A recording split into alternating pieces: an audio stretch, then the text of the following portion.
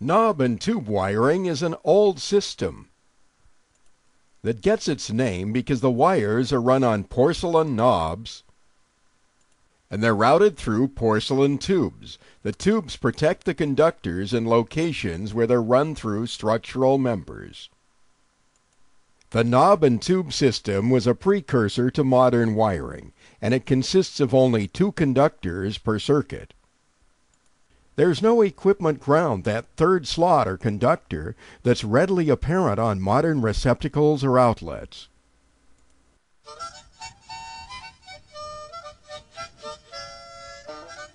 Depending on the age of the house, of course, a knob and tube wiring system could date back to the turn of the 20th century. But knob and tube wiring was installed on a widespread basis, beginning in the era of flappers, gangsters, and the Prohibition years, the Roaring '20s. And it remained common up until the 1950s, the era of drive-in restaurants, Elvis Presley, cruising in cool automobiles, and drive-in movie theaters.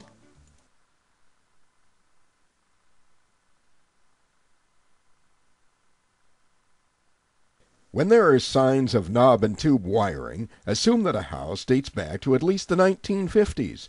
And if it was built prior to 1920, then that knob and tube wiring could have been a major upgrade.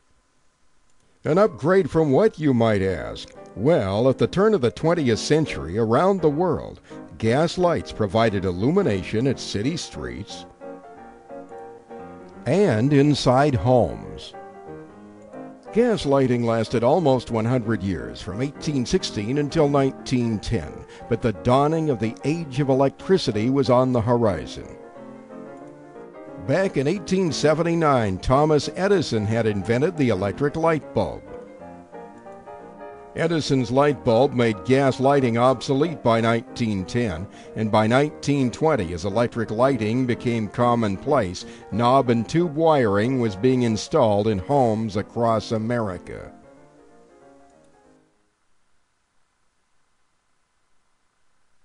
If the inspector's test equipment indicates that there's live or energized knob and tube wiring in the home that you're buying, one potential problem is that some insurance companies will not insure houses with live knob and tube wiring, or if they do underwrite the property, the premiums they charge tend to be high. From the standpoint of safety, the disadvantages of having energized knob and tube wiring are often related not only to the age of the system, but also to how many modifications have been made by people who didn't know what they were doing. Original knob and tube wiring had rubber and cloth insulation and soldered and taped connections.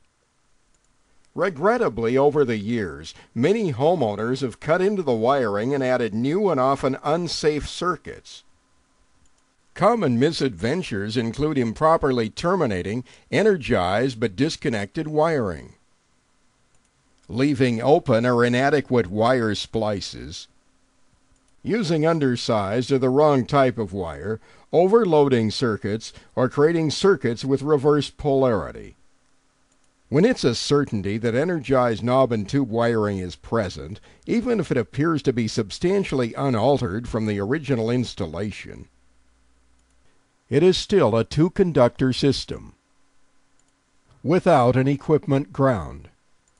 Here's another often seen problem. When knob and tube wiring is present, frequently homeowners have removed those original 2-slot receptacles and replaced them with new 3-slot receptacles.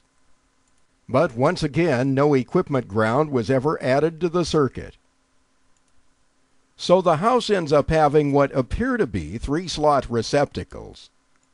But in fact, they supply no equipment ground to a modern plug. That's a safety concern.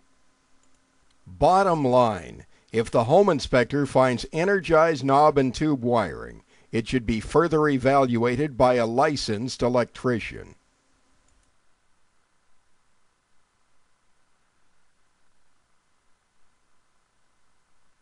Even if the inspector finds that some of the knob and tube wiring has been removed, it's possible that live circuits are still present in hard-to-access areas. Crawl spaces, attics or inside wall cavities, and energized wiring might even be obscured by insulation. Therefore, it's the recommendation of King of the House Home Inspection that whenever there's any evidence of knob and tube wiring at a home, the system should be reviewed and further evaluated for safety by a licensed electrician. The possible exception being if it can be established for certain that a licensed electrician has previously upgraded the wiring and replaced the knob and tube circuits.